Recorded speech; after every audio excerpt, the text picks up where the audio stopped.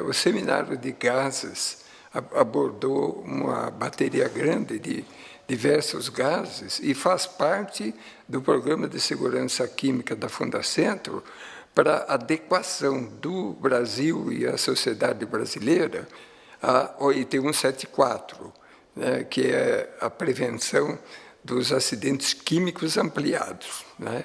Dentre os assuntos abordados, eu falei sobre o monóxido de carbono.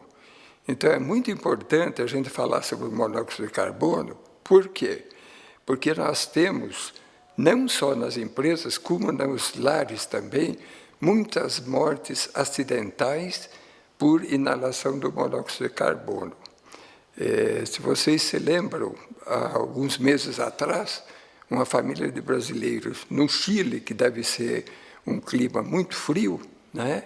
Eles morreram intoxicados por monóxido de carbono, 5 ou 6 pessoas.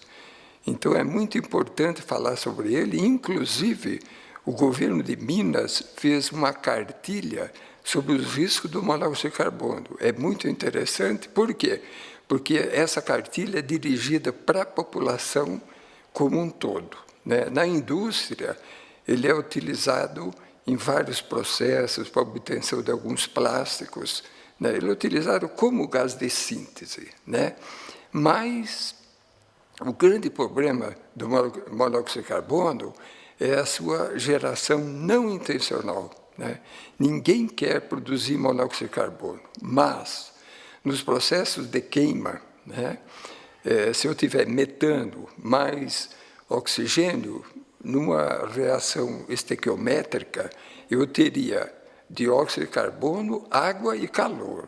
Então, alguma coisa extremamente simples. Só que, se faltar um pouco de oxigênio, o carbono não chega a CO2 e para no CO, que é o monóxido de carbono, né, que é um gás venenoso, provoca asfixia química, extremamente perigoso. E se faltar mais oxigênio ainda, esse carbono não chega nem a monóxido de carbono, para no carbono, que é o negro de fumo. Por isso que a gente diz que fumaça é um processo de combustão incompleto, né? E o negro, o preto, é exatamente o carbono. Bom, uma coisa interessante é que no Brasil nós não temos estatística, mas os Estados Unidos têm estatística e a gente acaba usando a estatística deles, né? E para mim foi surpresa saber que nos Estados Unidos 73% das mortes por monóxido de carbono não foi acidental, foi intencional. Então, eles chamam de morte intencional, que, na verdade, é o suicídio. Por quê? Porque o suicídio por monóxido de carbono, né, o monóxido de carbono produz uma morte invisível, né, insensível e extremamente barata. Daí o grande número de suicídios por inalação de monóxido de carbono, né? Nos Estados Unidos, de 1999 até 2014, houve redução dos índices de morte, tanto acidentais como intencionais, pelo monóxido de carbono, talvez devido às campanhas que o governo americano fez, porque a população aumentou muito, mas não aumentaram as mortes. Então, é muito importante a gente falar sobre o monóxido de carbono, né? Uma das recomendações, né, é você não utilizar, por exemplo, qualquer processo de combustão com as janelas e portas todas fechadas, né? Se tiver que utilizar geração de calor, então prefere-se a eletricidade, né? Que a eletricidade não gera o monóxido de carbono, tá? Então, o monóxido de carbono era isso, né? Também, nesse seminário, foi abordado o acetileno, né? Nós temos os hidrocarbonetos de ligação simples, dupla e tripla, né? A ligação simples, né, seria, por exemplo, o etano, ligação dupla, o etileno, e ligação tripla seria o acetileno ou etino, tá? Bom, o acetileno, durante muito tempo, né? Ele foi usado pelos pescadores, né? Na famosa lamparina de carbureto, né? E foi utilizado também em oficinas pequenas, né? Em processo de geração de acetileno. Por quê? Você pega o carbureto, que é o carbeto de cálcio, joga água, ele libera acetileno, né? Então, nas oficinas pequenas, era muito comum a gente ter os geradores de acetileno e um cheiro horrível por causa das impurezas do acetileno, né? Hoje, poucas oficinas utilizam geradores de acetileno. A maior parte utilizam cilindros. Só que os cilindros, eles não armazenam só acetileno. O cilindro é uma cerâmica porosa, né, com acetona e o acetileno dissolvido nessa acetona. Por isso que a gente recomenda sempre o transporte dos cilindros de acetileno sempre na vertical. Por quê?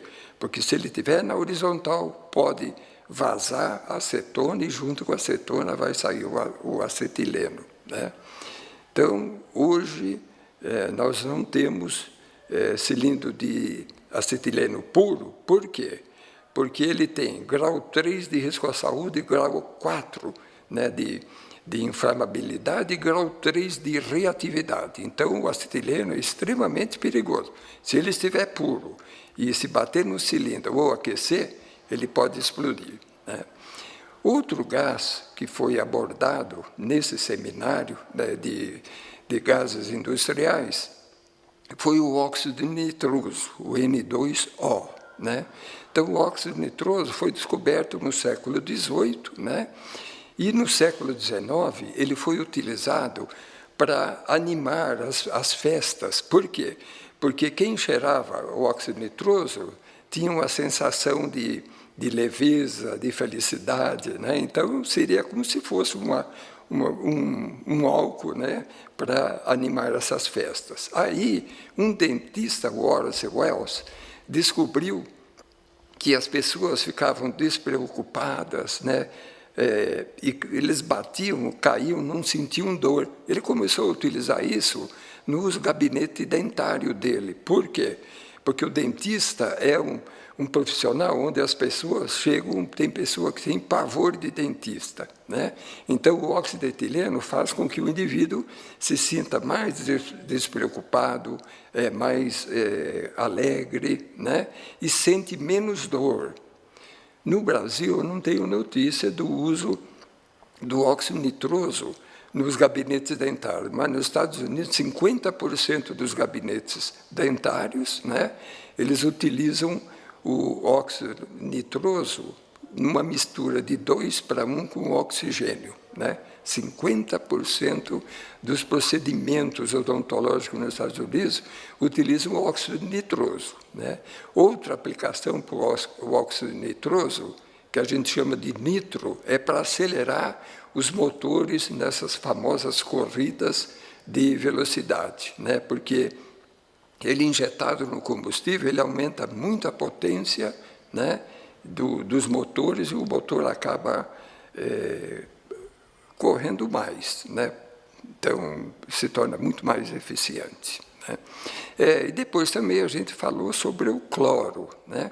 Então, o cloro tem uma aplicação de uso tanto industrial como doméstica, né? Na aplicação industrial, ele é utilizado no tratamento de água, tratamento de esgoto, etc., né?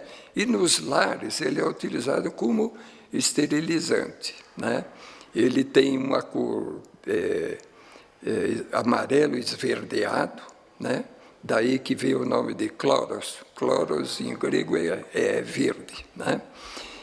Então, foram esses gases que a gente abordou, né? Eu achei muito importante, né, a abordagem desses gases industriais, né, tanto do ponto de vista industrial como do ponto de vista da população como um todo, né, para orientar a população sobre os riscos, né, desses gases que são tóxicos, né?